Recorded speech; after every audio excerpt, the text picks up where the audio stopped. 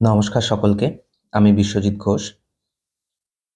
আজকে আমি আলোচনা করব সেমিস্টার 4 এর কোর কোর্সের CC9 যে পেপারটি, সোশিওলজিক্যাল রিসার্চ মেথডস 2, এই পেপারের সাজেশনস নিয়ে। CC8 এর সাজেশনস আমি CC8 যে পেপারটি, তার সাজেশনস আমি অলরেডি আমার ইউটিউব চ্যানেলে আপলোড করে দিয়েছি। যারা এখনও দেখোনি তাদের জন্য ডেসক্রিপশনে লিঙ্ক দেওয়া থাকবে, তারা দেখে নেবে। তো কল্যাণী ইউনিভার্সিটির আন্ডারে এই মাসের 30 তারিখ থেকেই কিন্তু সেমিস্টার এক্সাম শুরু হচ্ছে। সোশিওলজির যে পেপার, 3টি পেপার কোর কোর্সের CC8 সাজেশনস দেওয়া হয়ে গেছে। এবার CC9-এর যে সাজেশনস, আমার মনে হয়েছে যে প্রশ্নগুলো গুরুত্বপূর্ণ, সেগুলো নিয়ে আজ আমি আলোচনা করছি। তো প্রথমেই শর্ট প্রশ্ন, শর্ট কোশ্চেন্স, 2 মার্কসের, 2 নম্বরের। প্রথম যে প্রশ্নটি তোমরা দেখে যাবে সেটা হচ্ছে ডিফাইন সোশ্যাল রিসার্চ, সামাজিক গবেষণার সংজ্ঞা দাও। খুব ভালো করে দেখবে, সামাজিক গবেষণারই পেপার যেহেতু। নেক্সট প্রশ্ন, who is the author of the book methods in social research, অর্থাৎ মেথডস ইন সোশ্যাল রিসার্চ এই গ্রন্থটির রচয়িতাকে বা লেখককে, তোমরা দেখে যাবে। নেক্সট হচ্ছে হোয়াট ইজ শিডিউল, ফর্দ কাকে বলে, তোমরা দেখে যাবে। হোয়াট ইজ অবজারভেশন, পর্যবেক্ষণ কি, খুব ভালো করে তোমরা দেখে নেবে। এছাড়া অবজারভেশন যখনই দেখবে, পাশাপাশি অবজারভেশনের যে দুটি মেন টাইপ, পার্টিসিপেন্ট অবজারভেশন কাকে বলে, অর্থাৎ হোয়াট ইজ পার্টিসিপেন্ট অবজারভেশন, অংশগ্রহণমূলক পর্যবেক্ষণ কি, এবং নেক্সট হচ্ছে what is non participant observation, অংশগ্রহণহীন পর্যবেক্ষণ কাকে বলে। এই দুটিও তোমরা অবশ্যই কিন্তু দেখে যাবে। নেক্সট প্রশ্ন 7 নম্বর, হোয়াট ইজ সার্ভে, সমীক্ষা কাকে বলে, তোমরা অবশ্যই দেখবে। এরপর আসি, হোয়াট ইজ কোশ্চেনিয়ার, প্রশ্নমালা কাকে বলে।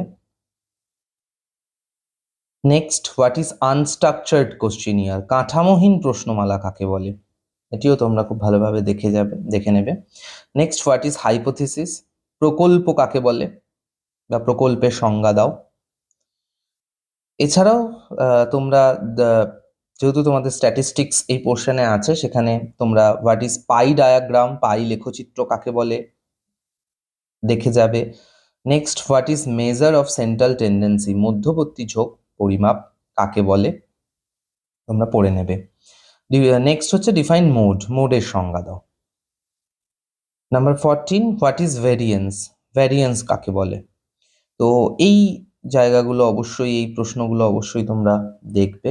নেক্সট আসি নাম্বার 15, হোয়াট ইজ কনসেপ্ট, ধারণা কাকে বলে। এর আগের সেমিস্টারও তোমরা এই কনসেপ্ট নিয়ে পড়েছো, আশা করি তোমাদের অসুবিধা হবে না।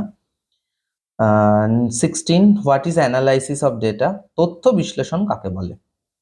Next, what is bar diagram, bar চিত্র কাকে বলে। এর আগে যেটা ডিসকাস করলাম পাই ডায়াগ্রাম, এটা বার ডায়াগ্রাম, দুটোই তোমরা ভালোভাবে দেখে নেবে। নেক্সট হচ্ছে what is meaning of the term empirical, অভিজ্ঞতা লব্ধ শব্দের অর্থ কি, দেখে যেতে পারো। নেক্সট হচ্ছে হোয়াট ইজ শেয়ার্ড এক্সপিরিয়েন্স, অভিজ্ঞতা আদান প্রদান কি, দেখে যেতে পারো। খুব একটা ইম্পর্টেন্ট আমার মনে হচ্ছে না এই অভিজ্ঞতা লব্ধ শব্দ বা অভিজ্ঞতার আদান প্রদান, বাদ বাকিগুলো কিন্তু বেশি ভালো করে দেখবে। নেক্সট হচ্ছে differentiate between sample and sampling, অর্থাৎ নমুনা এবং নমুনায়ন প্রক্রিয়ার পার্থক্য করো। এছাড়াও তোমরা হোয়াট ইজ স্যাম্পেল যেমন দেখে যেতে পারো, হোয়াট ইজ স্যাম্পেল এটা দেখে যেতে পারো। হোয়াট ইজ স্যাম্পলিং, আমি নেক্সট আলোচনা করেছি স্যাম্পলিং নিয়েও। আচ্ছা, নেক্সট হচ্ছে হোয়াট ইজ মেইলড কোশ্চেনিয়ার, ডাকযোগে প্রশ্নমালা বলতে কি বোঝো, ভালো করে দেখে যাবে। হোয়াট ইজ ফিল্ড রিসার্চ, ক্ষেত্র গবেষণা কাকে বলে। নেক্সট হচ্ছে which one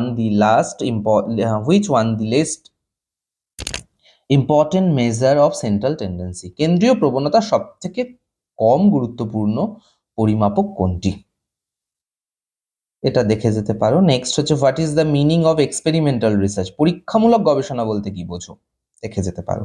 what is sampling, ওই যে বলছিলাম what is sample and what is sampling, নমুনা কাকে বলে এবং নমুনায়ন কাকে বলে, এই দুটো তোমরা খুব ভালোভাবে দেখে যাবে। নেক্সট, ডিফাইন প্রবাবিলিটি স্যাম্পলিং টেকনিকেও, সম্ভাবনা নির্ভর নমুনায়ন বলতে কি বোঝো, ভালোভাবে দেখবে। হোয়াট ইজ ক্লাস্টার স্যাম্পলিং, ক্রমপুঞ্জিত নমুনায়ন কাকে বলে দেখে যেতে পারো। এই স্যাম্পলিং এর টাইপস থেকে যে কোনো টাইপস 2 নম্বরে চলে আসতেই পারে। নেক্সট, হোয়াট ইজ ভ্যারিয়েবল, চলক কাকে বলে দেখে যাবে। What is pilot study, next পথপ্রদর্শক ভিত্তিক অনুসন্ধান কাকে বলে দেখে যাবে। হোয়াট ইজ আনস্ট্রাকচার্ড ইন্টারভিউ, পরিকাঠামোহীন সাক্ষাৎকার কাকে বলে। এই 30টা থেকে 31টা প্রশ্ন আমার মনে হচ্ছে খুব গুরুত্বপূর্ণ। সেখানেও আমি বলে দিলাম যে এর মধ্যেও কোনগুলো বেশি করে ফোকাস করবে সেগুলো ভালোভাবে দেখবে এই 30টা প্রশ্ন। এরপর আমি ব্রড প্রশ্নে আসি। নেক্সট 5 নম্বর এবং 10 নম্বরের যে প্রশ্ন, আমি এখানে খুব বেশি প্রশ্ন রাখিনি, তারপরেও 18টা প্রশ্ন দাঁড়িয়েছে। আমার মনে হয়েছে এই পরীক্ষার এই সেমেস্টারের এই প্রশ্নগুলো খুব ইম্পর্টেন্ট হতে পারে। প্রথমেই হচ্ছে সামাজিক গবেষণার পদ্ধতি বা ধাপগুলি আলোচনা করো। Discuss the process of steps of social research, very very important. তোমরা অবশ্যই কিন্তু স্টেপস অফ সোশ্যাল রিসার্চ পড়ে যাবে। Next, what is sample, write আর type of non probability sampling. Sample কাকে বলে, নমুনা কাকে বলে, যেটা চাইবে ভালো করে বুঝে অ্যান্সার দেবে। তারপর যে প্রশ্ন দিয়েছে, সম্ভাবনা অনির্ভর নমুনায়ন পদ্ধতির ধরনগুলি লেখো। এই নমুনা এবং নমুনায়ন কিন্তু দুটো আলাদা, মাথায় রাখতে হবে। মানে হতেই পারে হোয়াট ইজ স্যাম্পেল লিখে ভাবলে স্যাম্পেলের হয়তো টাইপস না। স্যাম্পেল এবং স্যাম্পলিং দুটো আলাদা জিনিস। স্যাম্পেল কাকে বলে চেয়েছে, সাথেই অ্যাটাচ করে স্যাম্পলিং এর যে টাইপস, নন প্রবাবিলিটি স্যাম্পলিং, সেইটা কিন্তু চেয়েছে। সম্ভাবনা অনির্ভর নমুনায়ন পদ্ধতির যে ধরন সেগুলো লিখতে হবে, ভালোভাবে দেখে যাবে এটাও। Next, define probability sampling. Probability sampling, discuss any one important types of probability sampling technique you. অর্থাৎ সম্ভাবনা নির্ভর নমুনায়নের সংজ্ঞা দাও, যে কোনো একটি ধরন নিয়ে আলোচনা করো। তাহলে এখানে আমরা দেখতে পাচ্ছি যে স্যাম্পলিংটা কিন্তু খুব ইম্পর্টেন্ট। স্যাম্পলিংটা খুব ইম্পর্টেন্ট। স্যাম্পলিং কাকে বলে, স্যাম্পলিং এর এই যে টাইপস গুলো, প্রবাবিলিটি স্যাম্পলিং এর টাইপস, নন প্রবাবিলিটি স্যাম্পলিং এর টাইপস, এটা খুব ভালো করে এই পোর্শনটা অবশ্যই দেখবে। Next, discuss the different types of probability sampling technique. ওই যে বললাম প্রবাবিলিটি স্যাম্পলিং এর ডিফারেন্ট যে টাইপস গুলো আছে সেগুলো নিয়ে আলোচনা করো। তো এই স্যাম্পলিং এর জায়গাটা খুব ভালোভাবে দেখবে। নেক্সট প্রশ্ন, show the important of mailed questionnaire in research. গবেষণায় প্রেরিত প্রশ্নমালার গুরুত্ব 2 নম্বরের ক্ষেত্রেও ইম্পর্টেন্ট ছিল, পর প্রশ্নের ক্ষেত্রে মেইলড কোশ্চেনিয়ারটা সম্পর্কে খুব ভালোভাবে দেখে যাবে তোমরা।